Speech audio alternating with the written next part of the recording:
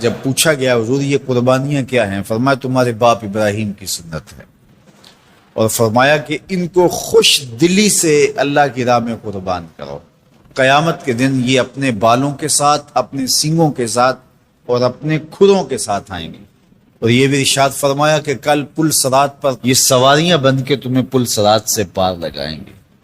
اور جب قربانی کے لیے کوئی شخص جانور خوش دلی کے ساتھ رضائے الہی کے حصول کے لیے ذبح کرتا ہے تو اس جانور کا خون زمین پر گرنے سے قبل یہ عمل قبول کر لیا جاتا ہے۔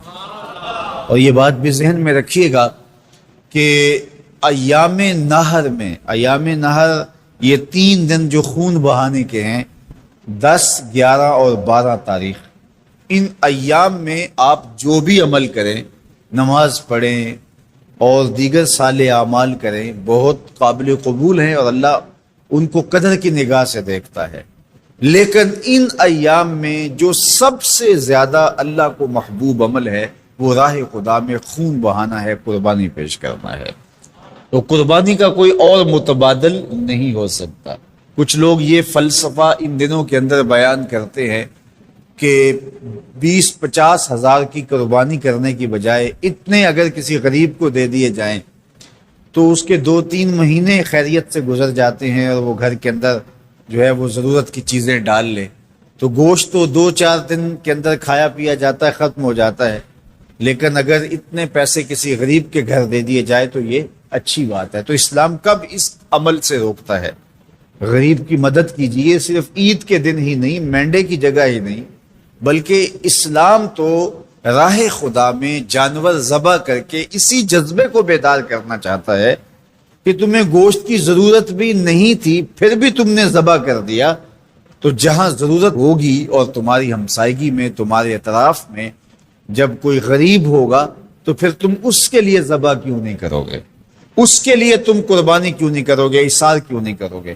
یہاں تو پھر بھی ہم گوشت خود کھا لیتے ہیں یا غرباء میں بانٹ دیتے ہیں، لیکن منا کی وادی میں جہاں لاکھوں قربانیاں پیش کی جاتی ہیں وہاں تو جانور کاٹ کے اس کو ذبح کر کے بس چھوڑ دیا، اس کے گوشت سے غرض ہی نہیں ہوتی۔ زیادہ تر حجاج ایسے ہوتے ہیں جن کو یہ بتا دیا جاتا ہے کہ تمہاری قربانی کر دی گئی ہے، اور وہ فون کال کے انتظار میں یا حکومت وقت کی جانب سے دیے گئے وقت کے بعد حلق کروا دیتے ہیں۔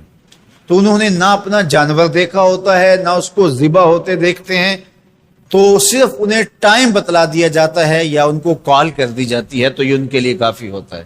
تو وہاں تو گوشت کھانا بھی مقصود نہیں، تو صرف اللہ کی رضا کے لیے جانور ذبح کرنا۔ تو جب رضا الہی کے لیے جانور ذبح کرنے کا جذبہ پیدا کر کے تمہیں راہ خدا میں خرچ کرنے کی ترغیب دی جاتی ہے تو پھر تم پورا سال خرچ کرو گے، تمہارے لیے کوئی مشکل اور کوئی مشقت نہیں ہوگی۔ لیکن اگر تم جو ہے وہ اس جذبہ خیر سے نور حاصل نہیں کرو گے تو پھر تمہیں یہ دولت نصیب نہیں ہوگی۔ تو سب سے افضل عمل ان 3 ایام کے اندر جو بتایا گیا وہ یہی ہے کہ راہ خدا کے اندر خون بہانا ہے۔ اللہ کے محبوب علیہ الصلوۃ والسلام کی خدمت میں جو ہے وہ مینڈے لائے گئے جو چتکبرے تھے، اور حضور علیہ الصلوۃ والسلام نے اپنے مبارک ہاتھ سے ان کو ذبح کیا۔ تو عید قرباں یہ ایثار کی عید ہے، یہ قربانی کی عید ہے، اور اسلام ہمیں قربانی سکھاتا ہے۔ اسلام لمحہ لمحہ قربانی ہے، ایک ایک ساعت اسلام قربانی کا نام ہے، اور ہمیں درس زندگی یہی دیا جاتا ہے کہ ہم قربانی سے اپنی زندگی کو عبادت کریں۔ ایسی ہی اور بھی ویڈیوز پانے کے لیے ہمارے یوٹیوب چینل کو ابھی سبسکرائب کریں اور ویڈیو کو لائک اور شیئر کریں۔